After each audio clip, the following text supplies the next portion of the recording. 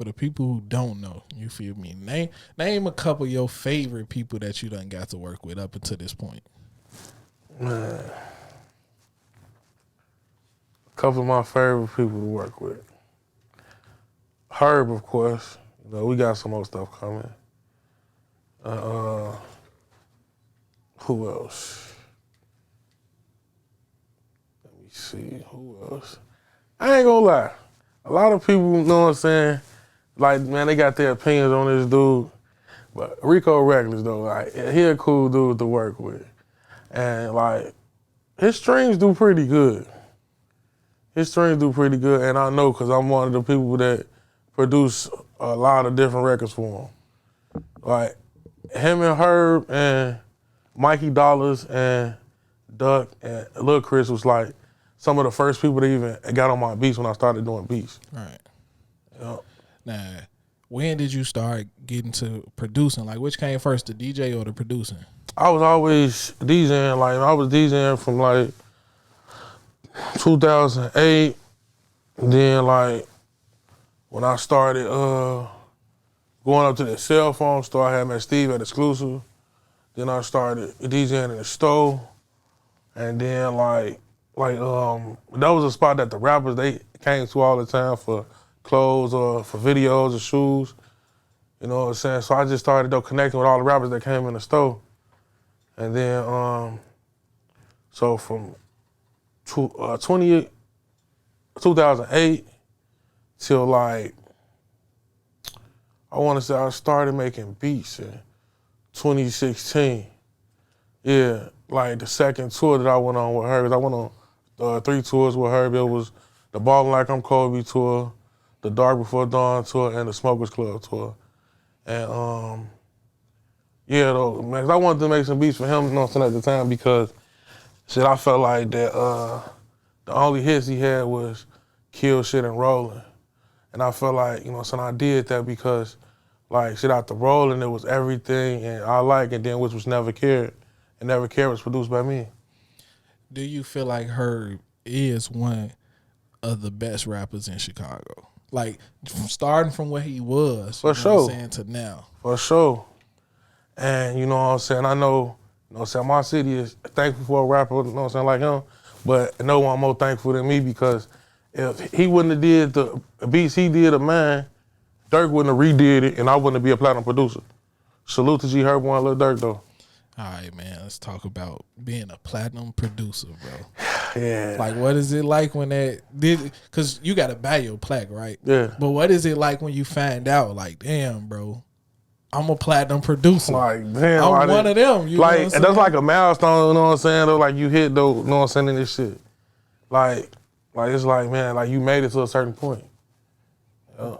Do you feel like you get the respect that you deserve in the city of Chicago? I feel like these days, yeah, I do. These days, I do. You felt like you didn't in the past? Nah, not at first. Like, it's just starting to come around, though, how it's supposed to be, I feel like. You know what I'm saying? That's just, like, man, I know in my man, some things just take time. Like, certain people, they, you know what I'm saying, they just be wave riders. If they don't think a certain thing is that or popping, you know what I'm saying, they just go with what they think is popping. All right, man, you don't work with everybody. So I would ask you, like, who are some people that you actually want to work with that you haven't been able to work with yet? Man. So I'm trying to work with Nardo Wick, Glorilla. I like to work with Megan Thee Stallion. Like, man, I'm open to just expand me. You know what I'm saying? I'm trying to get my reach out there. You know what I'm saying? Trying to make some top 40 hits with people. Dude, like, if you had to classify, like, your sound, like, how would you classify it?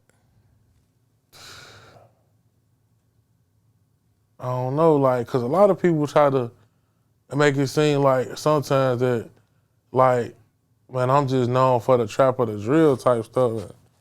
I want people to know I could do everything. You know what I'm saying? I got some shit in the vault, you hear me? Outside of rap music, like, what is DJ Milticket listening to? Man, by me being a DJ, bro, I gotta listen to everything. So like I be open though to like some Herb, some Scissor, some old school, you know what I'm saying? Marvin Gaye, no, the Luther Vandross. So you deep in your R&B and soul bag. Yeah, man, I grew up on all that kind of stuff. Do you feel like R&B is dead? No, it's not. Go ahead, talk your shit, man. R&B ain't dead. Like, people just don't listen to the right R&B. Like, K Camp still make hits, you know? K Camp, it's crazy. What, Jacquees? Bro, and that to me, that's one of the things that's wrong with like the music industry and how we take in music, because we only feel like you're a cold artist if we hear you on the radio or if we see you dripping in diamonds, you feel me? But you said K Camp, bro, and I ain't even gonna lie, I fell off K Camp for a minute and I re-stumbled onto him on YouTube. Man, bro, he's had to move for the bedroom. He's I ain't gonna still lie. dropping hits, bro. Man, what? For real. Crazy, bro. So if you had any advice to give to an artist, like what would you give to him? Man, do you and don't think that nothing is possible with this music though, cause you in control of your own journey in this music. Yep. Man, it's so many artists out here that, you feel me, think that just getting in the booth is a part of being an artist, but it's so much more to it. That's just a small percentage of it. And you gotta have a team. Man. Like, man, you gotta have a person to help you with marketing. Like, man, you gotta have a budget. You gotta know where to put the budget. And like, you gotta be out here. Like, you gotta network with people because they wanna know, why am I catering to this music though? Why I'm going to look for this music for? People want to know who you is and what you about. You know what I'm saying? Like, so it's more than just going to the booth. You got to interact with people too.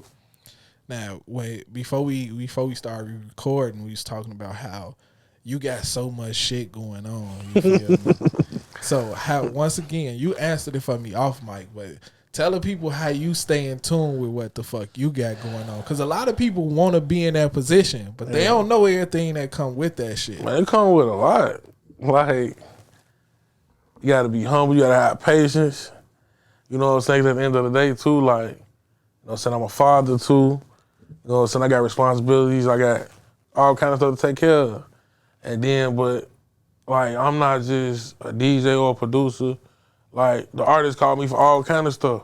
So it's like, man, you got to take notes of what you got going on, keep up with it, and be organized, and just try to stay on track.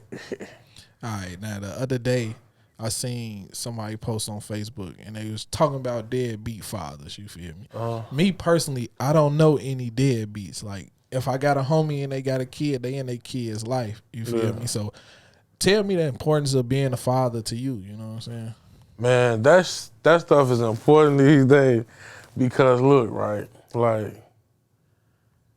growing up, these young boys, they need fathers in their life. Like, man, if, like, for example, I'm gonna give you an example.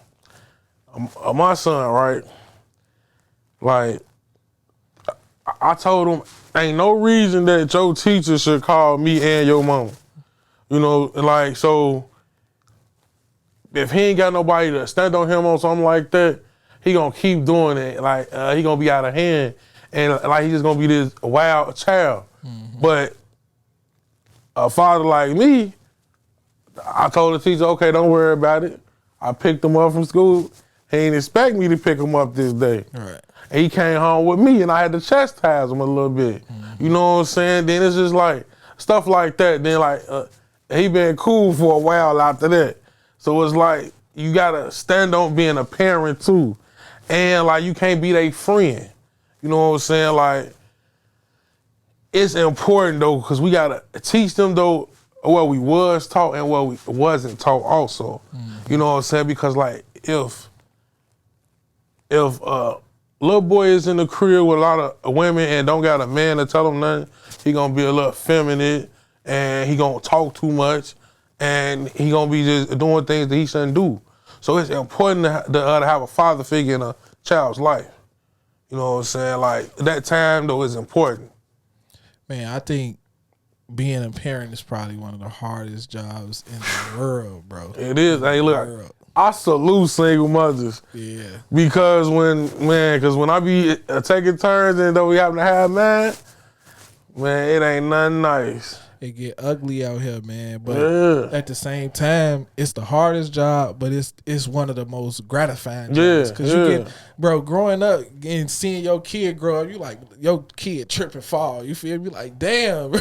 Like, that's my little person right there. You know what I'm saying? Or they do some funny shit. And then, see, man is me all over again. So it's like, shit, I got to know how to deal with me.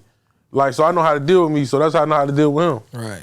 Yeah. Shout out to being a parent, man. Right. I fuck with it. You feel me? Yeah. And you spoke on teaching them the right thing and what we weren't taught. You know what I'm saying? Like, there's a lot that we wasn't. And it's crazy nowadays because we have so much information in front of us. You know what I'm saying? It'll be damn near, we'll be bogus as hell not to put our kids on game. Yeah.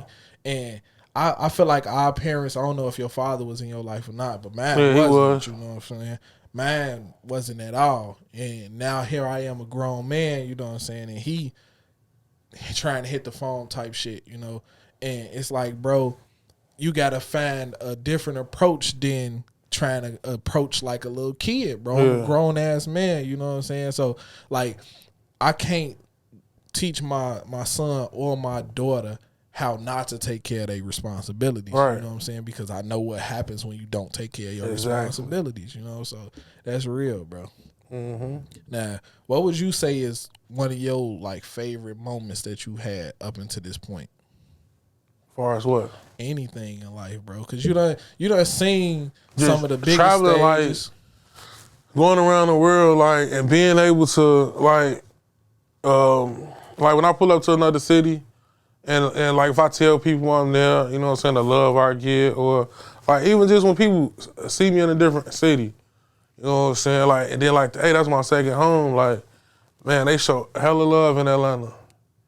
Like, it'd be amazing though. How many states you done been to, bro? I've been in like, shit, we got 50 states, I'd have been to 47. Yeah, we didn't even do the show in New Mexico. Man, what's been your favorite show? Like, if you could think of one that was like, man, that bitch was rocking. Man, I ain't gonna stunt. I could tell you about, man, a show in the beginning and a show now. Okay. A show in the beginning, like, so I did a shit with Herb in New York, and it was the Double XL show at the PlayStation Theater. That motherfucker was so rocking. It was like, I'm like, damn, this is what this like, huh? This was like 2017 or 2016.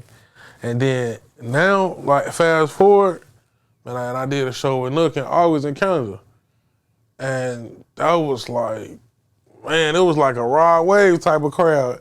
Like, if you ever saw a Rod Wave crowd, them lights was out there. Man. Yeah. That's what I'm saying. Being on that stage, seeing that shit from a different perspective. You know what I'm saying? Yeah. Have you ever done Lollapalooza or No, I'll be on that this year though. What about Lyrical Lemonade? I'll be on that this year too. Man, them motherfuckers. Like, everything I haven't done, like, it's coming to pass for me. It's all been coming to me, like, setting stuff up. Like, man, people been calling me.